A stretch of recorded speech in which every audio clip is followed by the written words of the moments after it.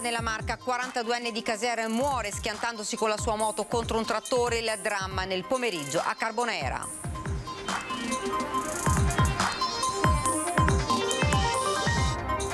Oltre 1000 persone ai funerali di Davide Pavani, il 17enne di Morgano, travolto e ucciso dall'agente di polizia a Paese, commozione e lacrime, tra i presenti anche i compagni di classe del Max Planck di Villorba. Il momento più commovente della cerimonia, quando la fidanzatina ha letto una lettera dedicata al suo Davide: mi ha insegnato il valore della vita, non riuscirò mai a ringraziarti. Sostiene l'esame per la patente con l'auricolare per cercare aiuto dall'esterno. 33enne kosovaro pizzicato e denunciato dai funzionari della motorizzazione civile e dalla polizia locale. Panico da furti, ancora segnalazioni di malviventi nelle abitazioni a Roncade. Domani a Treviso il presidio dell'associazione Furti in corso davanti alla questura per chiedere una task force. Bollette del gas troppo care e difficoltà a pagarle dal centro anziani di Treviso. L'appello al comune: aiutateci, questa struttura è un servizio importante per tutti. Domani a Lubiana l'ettesissima finale di Champions League di volley femminile tra Limoco Conegliano e il Vakif Istanbul. Ultima gara in giallo-blu per Paolo Egonu, le Pantera a caccia del trionfo per chiudere un ciclo leggendario. Buonasera e ben ritrovati dalla redazione di Treviso. Dunque l'avete sentito in primo piano, la cronaca, ennesima tragedia della strada nella Marca, uno schianto frontale tra una moto ed un trattore. La vittima è un 42enne. Ho sentito la botta, ho visto che è saltato di qua, ero qui, io stavo segando l'erba e ho visto una botta forte. Un attimo, poi lo schianto fra il trattore e la moto, sull'asfalto il corpo del centauro, l'ennesima tragedia, l'ennesima vita spezzata. La vittima è un 42enne residente a Casier. Nulla hanno potuto fare gli operatori sanitari giunti sul posto, l'uomo è morto sul colpo. L'impatto tremendo contro il trattore usato come trebbiatrice è stato violentissimo. No, sono stato di là, ho sentito, ho fatto 2 respiri forti e poi ho sentito il polso e è stato lì. Poco lontano la 2 ruote è finita contro il muretto di recinzione di un'abitazione. Accanto al corpo, sotto il lenzuolo, il casco e lo zainetto. In via Biban è calato il silenzio di un dramma senza fine. La dinamica è al vaglio della polizia locale di Carbonera giunta sul posto. I residenti, intanto ancora sotto shock per quanto hanno visto, da tempo segnalano che la strada è pericolosa. Corrono troppo forte sulla curva qua. Massa veloci. C'era già un assessore di velocità, però l'hanno levato per rumori, però devo insistere perché qua corrono sempre. Le indagini della Polizia Municipale di Carbonera dovranno chiarire perché il 42enne abbia perso il controllo della sua moto andando inesorabilmente a impattare contro il mezzo agricolo. E poco dopo, sempre a Carbonera, in via 4 novembre, lo scontro tra 2 auto è successo alle 17. Una di queste si è ribaltata sulla carreggiata, come vediamo dalle immagini. Fortunatamente in questo caso non si sono registrati feriti. Cercava un aiuto dall'esterno per superare l'esame della patente C. Un cittadino kosovaro di 33 anni, residente a San Quirino, è stato però individuato e denunciato grazie ai funzionari della motorizzazione e all'immediato intervento della polizia locale di Treviso. È successo ieri mattina. I funzionari della motorizzazione si sono accorti subito che il 33enne indossava un dispositivo non ammesso. Non potendolo perquisire, hanno lasciato che tutti finissero l'esame, chiamando poi immediatamente il comando di polizia locale.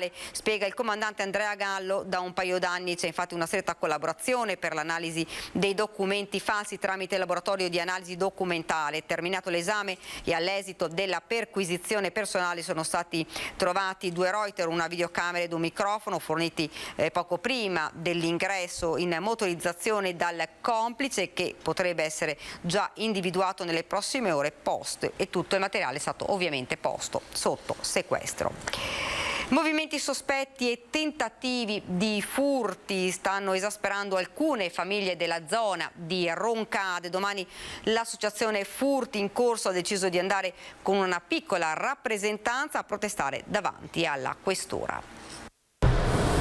Attenzione, ladri in azione tra Roncade e San Cipriano, avvistati nel giardino di una casa in una laterale di via San Cipriano pochi minuti fa.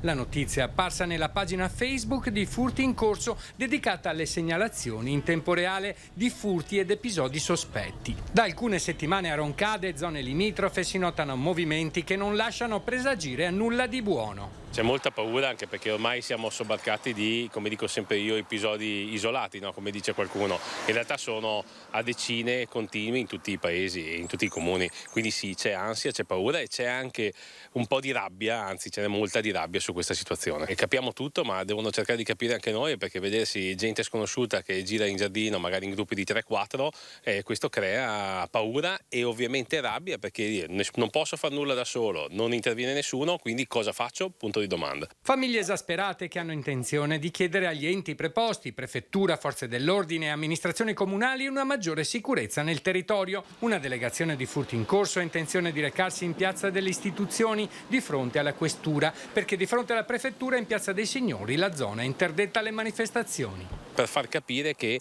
c'è qualcosa che non va e ormai ce ne siamo resi conto tutti. È inutile che continuino a dirci che va tutto bene, che la provincia è bella e che c'è tutto quanto fiori e farfalle, come dico sempre io. In realtà no, c'è un'emergenza furti, truffe, rapine, esiste ed è vero, è inutile continuare a far finta di niente. Chi vuole viene a trovarci, in realtà siamo una rappresentanza del tutto il gruppo, perché ovviamente erano tutti un po' preoccupati, no? Sia in questura e prefettura dice ma come un gruppo di 19.000 persone cosa fate? No? Ho detto non preoccupatevi, siamo pochissimi, faremo rappresentanza. Poi se nessuno ci darà ascolto, il prossimo giro a quel punto saremo ben molti di più e poi potrebbe essere un problema di tutti, perché quando cominciano a muoversi migliaia di persone è diverso.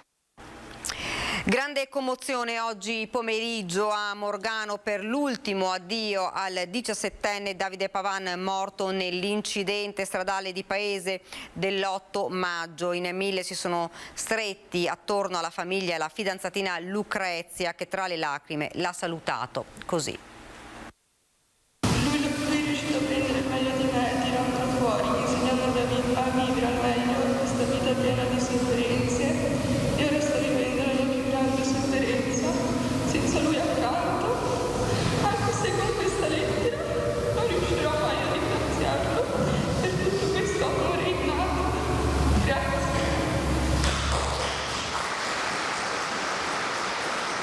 Parole tra le lacrime e l'abbraccio alla bara della fidanzatina Lucrezia è stato forse il momento più toccante dell'addio a Davide Pavan, il 17enne morto nello schianto del suo scooter contro un'auto l'8 maggio in via Olimpia a Paese. In 1000 hanno seguito la cerimonia dentro e fuori la chiesa di Morgano, dove per prima è arrivata la moto di Davide, la sua grande passione. Puntuale alle 15:30 all'arrivo del feretro. Il dolore straziante dei genitori e i compagni di scuola del Planck che portano a spalla la bara bianca, per poi seguirla fino all'interno della chiesa, accolta da un altare colmo di fiori bianchi. Il dolore della famiglia, nel dolore della comunità, descritto così nell'omelia da Don Gaudenzio, zio di Davide.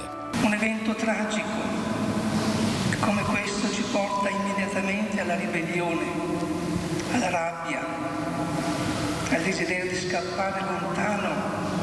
Per non pensarci, ci chiediamo, perché Davide è nato? Perché morire quando si ha ancora tutta la vita davanti? Perché la vita è così inumana, atroce? E poi morire in questo modo? Noi siamo creature fragili che si lograno, si consumano. Dobbiamo accettare la nostra fragilità. Siamo eterni solo di là. Parole scandite mentre il papà Claudio non ha mai smesso di accarezzare con gli occhi la foto del figlio, che ha salutato con queste parole. Davidino, amore mio, ti ho amato da subito e lo farò per sempre. Hai riempito il mio cuore d'amore, regalato giorni luminosi. Eri il mio tutto. Spero di essere stato un buon papà. Adesso, come facevi tu, guardo il cielo e ti vedo brillare da lassù. E le mani che accarezzavano la bara al momento dell'Eucaristia raccontano da sole l'affetto della comunità per Davide. All'uscita, la sua canzone preferita, mentre la mamma Barbara non riusciva a staccarsi dalla bara. Solo il lancio dei palloncini e poi gli applausi sono tornati a scandire i tempi dell'addio, con il rito del corteo a piedi verso il Camposanto, segno di una comunità che cerca nelle proprie radici la risposta a tanti perché. Continuano le ricerche dell'88enne Valeria Rosato, scomparsa domenica scorsa da Grespano di Pieve del Grappa. Questa mattina 3 tecnici del gruppo Forre del Soccorso Alpino e Speleologico Veneto hanno perlustrato il torrente da Grespano verso Paderno per escludere che la donna potesse trovarsi lungo il Greto o nelle sue acque. I soccorritori hanno scandagliato le pozze verificando salti di rocce e controllando tra la vegetazione con il supporto di una squadra del Soccorso Alpino della Pedemontana del Grappa. Nessuna traccia dell'anziana. Valeria è alta 1,68 m, di media corporatura, porta i capelli grigi chiari raccolti, ha occhi marroni, indossa una felpa grigia e pantaloni grigi. È uscita di casa con una vestaglia rosso bordeaux, ma potrebbe non averla più addosso. Calza, ciabatte e nocciola. Chiunque l'avesse vista o abbia sue notizie è pregato di contattare i carabinieri al numero 112. Ed ora parliamo invece di economia. Il caso Electrolux potrebbe essere solo il primo di una lunga serie, è convinzione diffusa degli imprenditori, dagli industriali agli artigiani, e dopo l'incontro tra le categorie economiche e la Presidente del Senato Casellati polemizza la CGIL. I sindacati non sono stati nemmeno invitati. Fa notizia Electrolux perché è una grossa azienda, però vi assicuro che molte aziende che non sono conosciute al pubblico stanno soffrendo moltissimo. Gli imprenditori non hanno dubbi, dagli industriali agli artigiani. Il mondo produttivo della marca ritiene che il caso Electrolux non sia che il primo e il più eclatante di una lunga serie. Il gigante del freddo ha annunciato lo stop produttivo per alcuni giorni negli stabilimenti di Susegana e Porcia.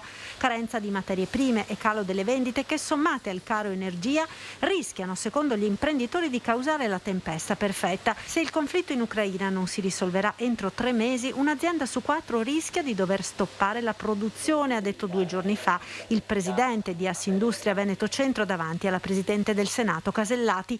Una situazione che preoccupa anche i sindacati, che accolgono l'appello a lavorare insieme, ma si rammaricano di non essere nemmeno stati invitati all'incontro a Palazzo dei 300. Devo fare un po' di polemica perché, ad esempio, a quell'incontro con lo Stato ai massimi livelli il sindacato non è stato neanche invitato, per cui avevamo magari la possibilità di dire anche la nostra. Dopodiché, ripeto, noi rispetto anche al dialogo col governo, anche a livello nazionale, abbiamo chiesto e ottenuto che ci fosse una tassazione ulteriore alle aziende che hanno appunto fatto profitto, tipo le aziende che stanno trattando l'energia. E la CGIL lancia un appello al mondo delle imprese e delle istituzioni. Se ci mettiamo assieme, proviamo a fare forza comune, magari riusciamo a sfondare anche il muro dell'indifferenza o delle priorità, perché non credo dopo alla fine che chi governa sia indifferente, ma magari mette davanti altre priorità. Rispetto a questo sarebbe opportuno che ci si parlasse e non che si leggesse il giorno dopo sul giornale che cosa è successo e cosa si sono detti agli incontri. Ed ora allo stato dell'economia del Veneto, il punto di Leopoldo Destro, presidente di Assindustria Veneto Centro. I segnali già di qualche difficoltà legata soprattutto alla parte delle commodities, quindi alle materie prime, all'energia del gas, c'erano anche pre-guerra. Chiaramente il conflitto in Ucraina questo le ha solo aggravate e quindi chiaramente le dinamiche sono difficili. I dati però rimangono positivi, le aziende hanno ancora dei buoni portafogli ordini e questo quindi dà sicuramente grande fiducia. Chiaramente il contesto è un contesto difficile, complicato per tutte appunto le tematiche legate alle commodities, però su questo noi dobbiamo lavorarci e quindi cercare con il governo italiano e l'Europa di trovare chiaramente le sinergie utili per fare in modo di attenuare queste difficoltà. Da 2 settimane Assindustria Veneto Centro e Confindustria Venezia Area Metropolitana di Venezia e Rovigo sono al lavoro sul progetto di fusione. Il cammino è in itinere, nel senso che abbiamo appena iniziato la condivisione con tutti gli associati per capire appunto quanto è apprezzata questa aggregazione, che deve avere una valenza fondamentale, cioè quella di crescere come massa critica per permetterci di avere una progettualità anche più ampia e più forte e quindi per dare ancora più spessore e più forza alle nostre aziende. Bisogna porre fine alla stagione dei bonus erogati a pioggia, a dirlo la CGA di Mestre. Bonus erogati a pioggia, a volte finiti nelle tasche di chi non ne aveva bisogno. Così la CGA di Mestre mette sul tavolo la questione dibattuta, quella della razionalizzazione della spesa. Abbiamo assolutamente bisogno di risorse pubbliche per calmierare il prezzo delle bollette di luce e gas, per raffreddare l'inflazione e per frenare il rincaro delle materie prime. I soldi possiamo recuperarli solo tagliando la spesa pubblica, ponendo fine alla stagione dei bonus e dei sussidi che spesso sono stati erogati a pioggia, finendo nelle tasche anche di chi non ne aveva alcun bisogno. La CGA di Mestre ripercorre la vicenda bonus. Una quarantina sono ancora vigenti e in questo ultimo triennio costeranno allo Stato 112,7 miliardi di euro. Si tratta di sussidi introdotti per fronteggiare gli effetti economici negativi provocati dalla pandemia e dalla guerra in Ucraina ad alcuni comparti produttivi. Sicuramente sono servite ad aiutare e sostenere le imprese, ma non sempre e soprattutto hanno contribuito ad aumentare in misura significativa il debito pubblico che rispetto all'avvento del Covid è salito di oltre 21 punti percentuali di PIL. Fra i più costosi alle casse dello Stato l'ex bonus Renzi e il bonus edilizia. Dateci una mano a pagare le bollette. L'appello ai nostri microfoni è del Centro Anziani di via Castello d'Amore a Treviso, destinatario il Comune. Qua è arrivato da pagare 7.300 euro che non li abbiamo. Potremmo dire anziani in bolletta qui in via Castello d'Amore a Treviso, perché la bolletta del gas pesa così tanto che non si riesce a pagarla. E non per negligenza, si badi bene, ma perché qui durante il Covid comunque i termosifoni sono rimasti accesi. Durante un anno e mezzo che abbiamo tenuto chiuso tutta Italia, qua c'era l'ambulatorio che funzionava per il comune, che per legge fa 573 visite. In realtà, ci racconta il Presidente, le bollette degli anni passati non erano poi così tanto diverse, solo che con le attività del centro i soldini saltavano fuori. Con cosa vi pagate queste mani? Noi qua frequentiamo cene, pranzi, giochi a carte, a bridge, scalo 40, si balla. Insomma, si fa socialità e su questa socialità, sì, un po' come a Casa Peotta, si tira fuori. Sì, una collaborazione tra anziani. Che però sostiene anche tutte le altre attività ad entrata zero, più di qualche inevitabile manutenzione. Abbiamo 150 iscritti e 120 che fanno parte dei 2-3 cori che cantano alla sera, a mattina, a mezzogiorno. Ecco, questo centro qui è sempre frequentato, c'è sempre qualcosa da fare, sempre. Però non solamente da voi anziani. Ma perché noi accettiamo la collaborazione e da parte del comune mettono sempre dentro gente come Manitese, come l'Alzheimer, il Parkinson o altri. Ad esempio i vigili sono sempre ospiti da noi per fare i corsi o aggiornamenti antincendio, la Croce Rossa e la Protezione Civile. Abbiamo fatto anche le vaccinazioni qua. Struttura strategica quindi tra volontariato e terza età che ora ha bisogno del sostegno del comune per quella bolletta frutto di servizio alla comunità. Noi altri chiediamo che il sindaco, essendo questo al servizio della comunità, ci aiuti, provveda, faccia qualche cosa. Perché, conclude il Presidente Altinier, le richieste ufficiali sono partite da tempo e dagli uffici comunali rispondono sempre così. Abbiamo già provveduto e qua non arriva niente. Ed ora ci fermiamo, c'è la pubblicità.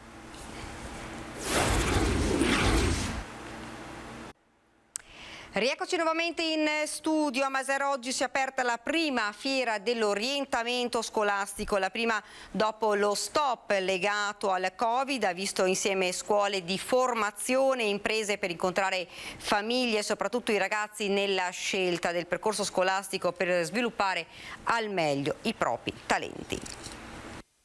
In questo mondo non c'è più spazio per operai generici. No, oggi praticamente nelle aziende viene richiesto un'alta formazione e si comincia già dalle superiori a puntare sui talenti, quindi c'è la ricerca proprio del talento. A caccia di giovani talenti da formare perché possano sviluppare tutte le loro capacità.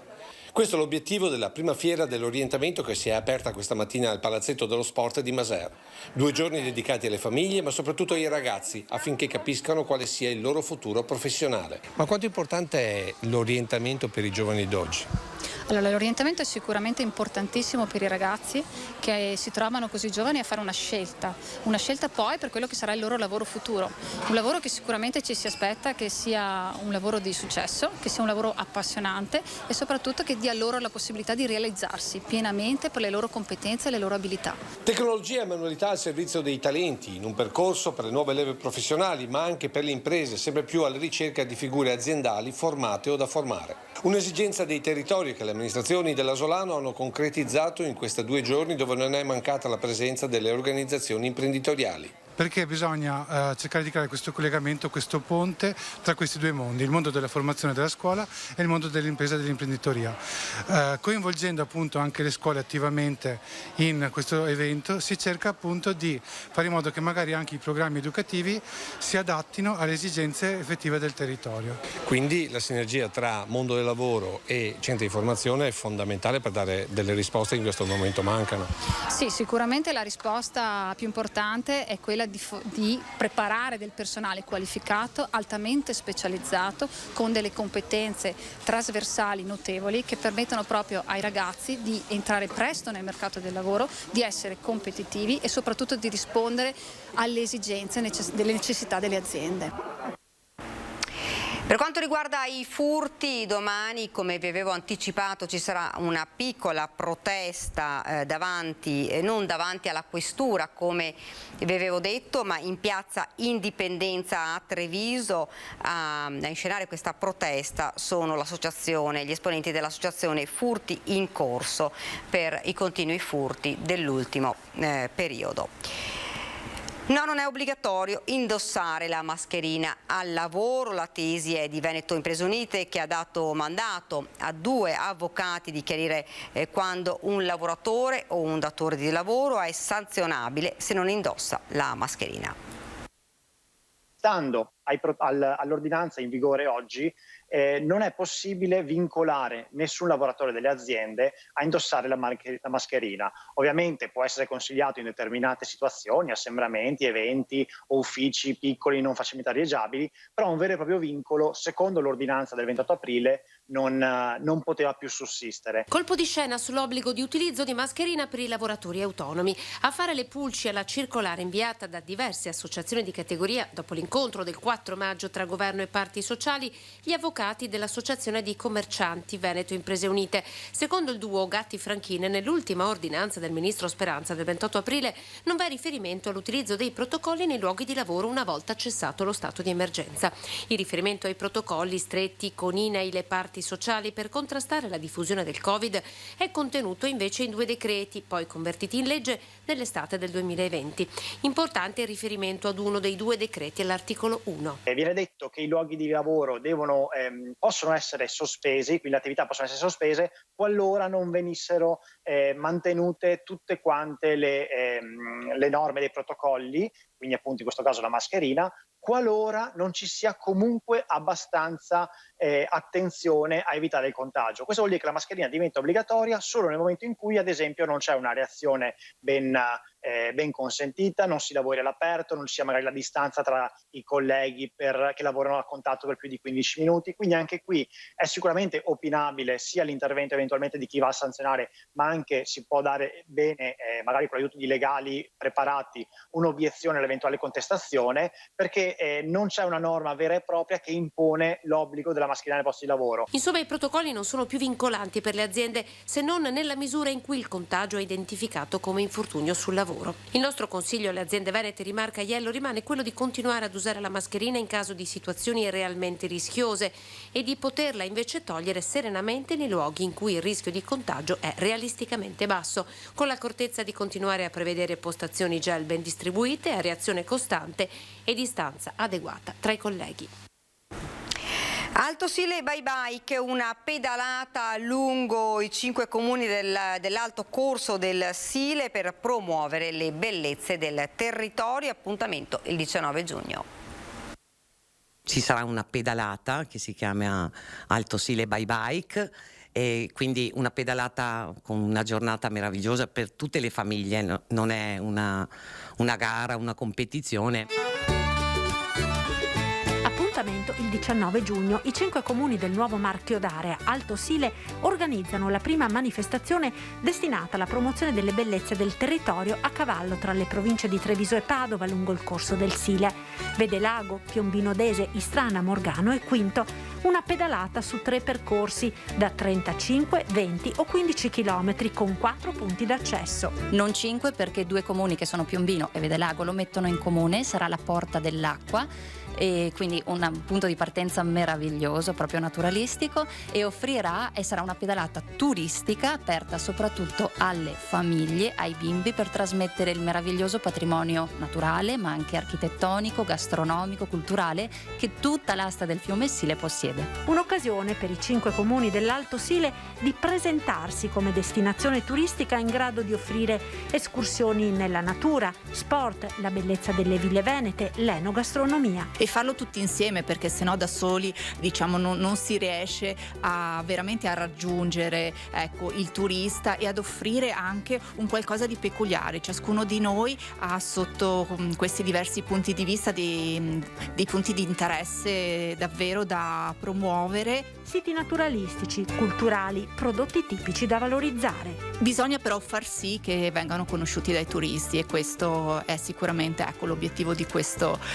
importante progetto che abbiamo fatto tutti insieme anche con il Parco del Sile.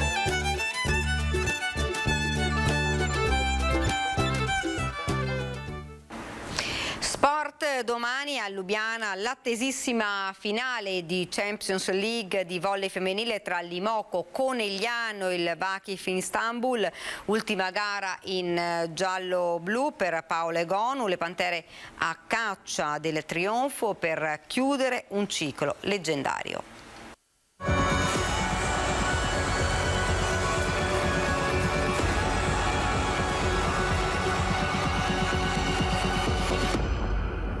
Sappiamo che questo è la giusta chiusura di un cerchio che volevamo. Se mi avessero chiesto cosa avrei voluto come finale per questo gruppo che ha scritto pagine importanti per questo sport, avrei scelto una finale di Champions League contro il Vakif. Ultima partita della stagione, possiamo dire anche tipo last dance di questo bellissimo gruppo che abbiamo creato in questi anni.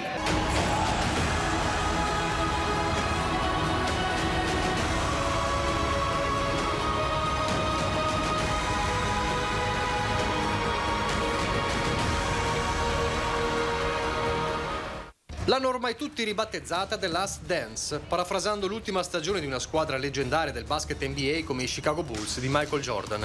Ma qui siamo in Europa e il campo è quello del volley. C'è area di ciclo che si conclude nella super sfida tra le 2 squadre più forti del continente. Limoco piglia tutto e la sua bestia nera, il Vakif Istanbul, l'unica in grado di battere le Pantere in un mondiale per club che mette ancora rabbia alle ragazze di coach Santarelli. Sfida incrociata che più incrociata non si può, dato che Paola Egonu, dopo la finalissima di Lubiana, indosserà proprio i colori delle turche, mentre la rivale superstella Isabel Haak passerà proprio da Istanbul a Conegliano.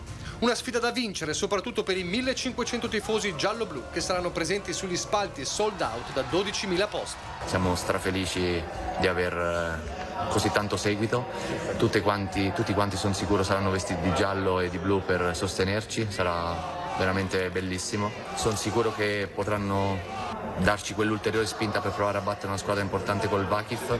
Sono felicissimo di avere loro al nostro fianco e speriamo di festeggiare qualcosa di bello insieme alla fine.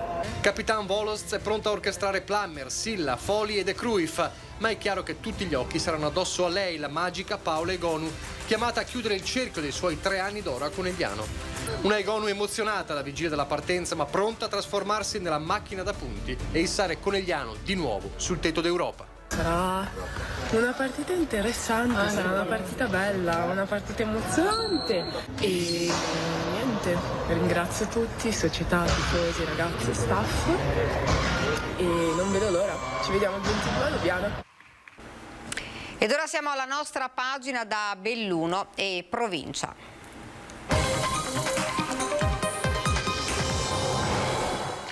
Giornata Giornata di festa in Piazza Maggiore a Feltre, protagoniste le penne nere in occasione del secolo di vita della sezione cittadina dell'ANA. 100 anni di storia per la sezione ANA di Feltre e in occasione del centenario il conferimento della cittadinanza onoraria da parte dell'amministrazione comunale. Vuol dire tanta storia, vuol dire tanto impegno, vuol dire riconoscere l'operato, l'attività e il sentimento di chi ci ha preceduti. Oggi in particolare il Comune e l'amministrazione comunale di Feltre ha voluto conferire la cittadinanza onoraria alla nostra associazione e questo è un altro dei segni del legame stretto che c'è tra gli alpini, la gente vicino a cui noi viviamo. Una cerimonia semplice, vissuta su alcune frasi, dal motto "in guerra come in pace di qui non si passa" a, in onore della giornata, un cammino lungo un secolo e poi fatti per essere, non per apparire, onorare i morti aiutando i vivi e in montagna non c'è fango. Quel fango invece è finito sulle penne nere dopo le denunce per molestie a Rimini. Presente il presidente nazionale, pur se in un giorno di festa non ci si può però voltare dall'altra parte. Faremo un'analisi, la faremo fino in fondo per capire se ci sono stati e a che livello sono stati i fenomeni, chiedendo scusa ovviamente anche se magari non sono stati fatti dagli alpini, ma chiedendo scusa a chi ha subito molestie e vedendo anche di guardare in avanti per fare in modo di sensibilizzare anche i nostri alpini, i nostri associati rispetto a un atteggiamento più attento nei confronti delle donne. Il Consiglio regionale del Veneto ha insignito il comandante della stazione Carabinieri di Sedico, maresciallo maggiore Marco De Co, anche in rappresentanza dei militari che compongono il comando stazione, del premio Legalità e Sicurezza relativamente alle attività svolte nel 2021. In particolare il premio è stato riconosciuto per importanti operazioni di servizio a tutela degli anziani. Il comando Arma di Sedico ha infatti individuato e perseguito i responsabili di truffe consumate con complesse modalità per ingenti somme di denaro. Tanta gente e tantissimi ospiti illustri per l'inaugurazione di alcune opere d'arte destinate a rimanere per sempre nei luoghi dove è nato chi le ha dipinte. Con le immagini vi portiamo a Chies dal Pago nella frazione di Funes. Un paesino in alto, Funes, sopra il lago di Santa Croce, un borgo in comune di Chies dal Pago, dove una volta le elementari erano fatti di un'unica classe per tutti i bambini dai 6 ai 10 anni. Ci sono tornati i fratelli Munaro e, visto che uno dei due è pittore, hanno voluto abbellire non solo la casa natia, ma anche il centro di aggregazione con alcuni strappi di affresco. Funes penso che sia stato il capolavoro di una vita. Penso che qua dovrà fare ancora altri affreschi. Questo sta succedendo. A far loro compagnia il mondo, dal vescovo di Feltre e Belluno ai sindaci di Chies e Treviso, gemellatisi con Baia, tanto che proprio oggi la Protezione Civile trevigiana stava svolgendo una esercitazione nel comune Alpagotto. Qua si riscrive una nuova pagina per i nostri paesi che sono stati abbandonati per le immigrazioni del primo Novecento, della Seconda Guerra Mondiale, per la frana del Tessina, e secondo me le amministrazioni, i comuni devono presidiare, tutelare i territori e favorire gli imprenditori a investire. Durante Vaia è nato un rapporto di amicizia tra Chies dal Pago e la città di Treviso, che è venuta in soccorso della comunità di Chies con la Protezione Civile, e da lì non ci siamo più separati. Un borgo che rinasce, questo l'intento dei fratelli Munaro, e accanto a loro ecco anche i bellunesi nel mondo e la provincia. Il Ministero degli Esteri ha dichiarato l'anno del turismo delle radici o delle origini il 2023. Ci sono state già tante altre iniziative a livello di singole regioni, però un provvedimento così organico che prende tutto il territorio nazionale non può che far bene soprattutto alla montagna italiana e quella veneta in particolare. Le ultime manovre fatte dal ministro Franceschini sono proprio orientate verso il recupero di questi borghi, hanno stanziato 20 milioni per regione, adesso ci sono alcune azioni del PNRR molto importanti, devo dire che su questo dobbiamo cercare di lavorare. C'è un problema che è quello legato purtroppo alla multiproprietà, dovremmo cercare secondo me di snellire alcune norme che possano permettere anche agli enti locali di compartecipare con i privati per il recupero di queste abitazioni. Ed è davvero tutto, vi lascio alle previsioni del tempo, grazie davvero per averci seguito e buona serata.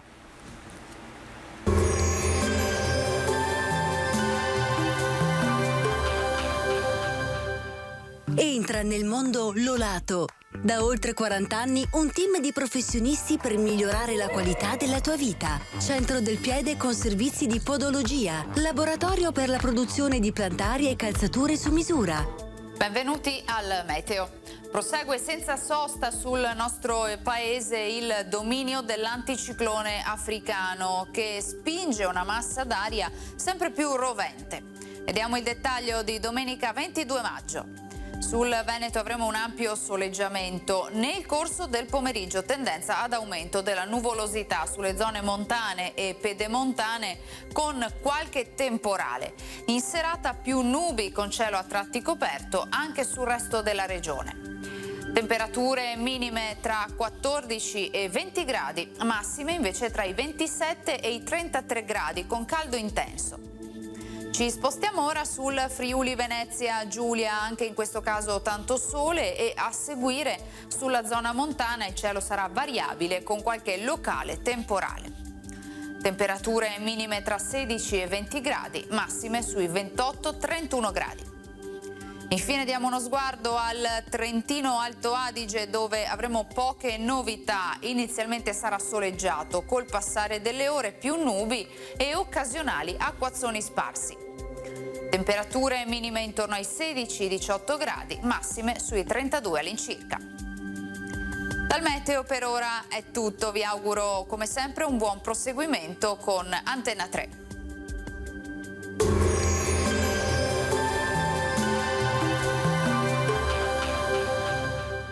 Busti, tutori e protesi di arto personalizzati.